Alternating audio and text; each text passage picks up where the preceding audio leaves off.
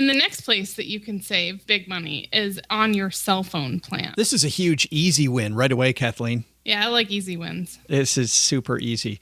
I think there's a couple things before we get to the beef here where we can save a lot of money. The first one is just buying the phone itself. You know, historically, I'd walk into the Verizon store because I have a Verizon package, and we'll talk more about that, which package is the right one for you. But I'd walk into the Verizon store, and that itself can be a mistake because according to Consumer Reports, a carrier's walk-in store can be even pricier, and this is a direct quote, can be even pricier than the company's own website. So I could go to the Verizon website and get a cheaper deal, but even then, that's not always the cheapest deal that you have. Going to a superstore like maybe a Sam's Club or a Costco to buy your phone, or checking out some of the many online superstores is a better option, maybe just when buying your handset. Well, also Best Buy doesn't do rebates. So their phones are typically cheaper because they lower the cost of the phone instead of doing the in-store rebate. Yeah, they lose money on every deal, but they make it up on volume. I've heard that before. Really? No, I'm joking. That's just a horrible joke. Second on that list is data. Yeah. According to PC World, which we both have lifetime subscriptions to, cutting data on your cell phone can save you anywhere between $15 to $35 a month. And one way to figure out if you need to cut data is to do a data audit of what you're using. So obviously Netflix uses a ton of data, but some of the ones that aren't so obvious are Google Maps. That's one of the places where I use most of my data, is when I'm somewhere I don't know. How else am I going to get to? Right. And also, if you're playing games on your phone, I know that places like Angry Birds, you know, if you're playing a free version of a game, they're going to serve up ads all day long because they got to make some money somehow. And guess what? That's data. But for some, and anytime you're not on Wi-Fi, you're burning through data, right? Yeah, right. Good point.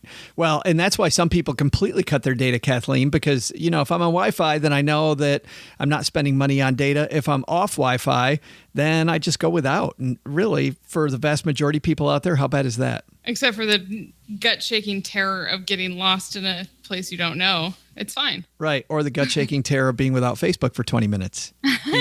Either one of those. Next on our list is employee discounts. And a lot of companies now have relationships with carriers to get them discounts. I know we had a chat in our closed Facebook group, The Basement, where a lot of people said, you know, I just use the company phone. I don't do anything that the company wouldn't like. I don't have any secrets. And the company, as long as I'm not abusing the privilege, I can just use the company phone and not have to worry about it. But make sure that that's good with your company before you just decide I'm going to go ahead and just use the company phone. Yeah, I think we're talking about two different things here too, because a company phone, I had a company phone at one job that I had, and that was something that I didn't have to pay anything for. But then one of my best friends works at a giant corporation, and they have a deal with Verizon. And she found out that Verizon increases their prices for that corporation in order to make the deal look better. And that she was overpaying only like by $8 or something a month, but she was overpaying by getting her employee discount. Oh, wow. Wow. You know, I worked for a small company for a while right out of college, and we got a free Costco membership because we worked for that company. I didn't realize that until I'd worked for them for almost a year. And somebody said, like, why aren't you buying that at Costco? And I'm well, yeah, we have a free membership. I'm like, I'm not paying for a membership. We don't have to, dummy, because you weren't paying attention on employee initiation day. So ask right HR. Out of college, not paying attention. Isn't that weird? Nobody does that. But before we go too far on this, you know, my brother has a great story where he saved a lot of money. And this is a cautionary tale. If you're using this at all for work. So my brother was with Verizon and decided that Sprint offered him a phenomenal deal. So he switched from Verizon to Sprint. Guess what happened? He got his bill cut in half. However, now whenever I talk to him on the phone, it's a drop call. He sounds horrible. There's this echo that won't go away, and he uses his phone for business.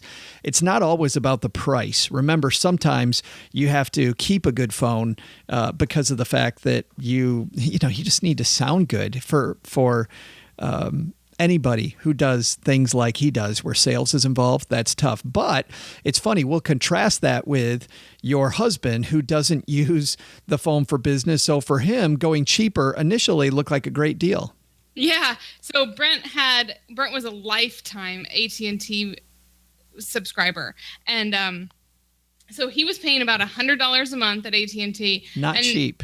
No, and he was one of those people apparently back in the day that would line up for the new iPhone and all that. So it was the price to pay to have the new toy, right? But then he realized he wasn't using it very much. He was sick of that bill, and this was a few years ago that he went to Republic and started paying $25 a month. Well, Republic in those early days had terrible phones that were sitting on top of the Sprint service that you were just talking about. But if you don't use it very much, and it was great for Wi-Fi exactly. and for everything except phone calls. And he does talk on the phone a lot. We don't live in the area of the country where he grew up, so all of his friends and family, he's on the phone quite a bit for personal reasons. So he switched when Google came out with their own thing. He switched to Google Fi, which had a better phone and a better network, and they had a cool thing where they pay you back for the data you're not using. So he went from Republic, which was $25 a month, and then Google Fi oscillated wildly between $30 and $35 a month, depending on how much data he was using. All the phones were the same price. He had a hard time with the Google phone. He got 3 of them and finally just gave up. And recently, in the last 6 months, switched to Verizon, which is now years after he was on AT&T, is being more competitive with the smaller companies, and he's paying about $65 a month now. So in the end, he got, now with Verizon, reliable service. I mean, I think the ads are correct when it comes to Verizon, the best service. I only know that because I'm on my phone all the time, and I had to have service that was very reliable.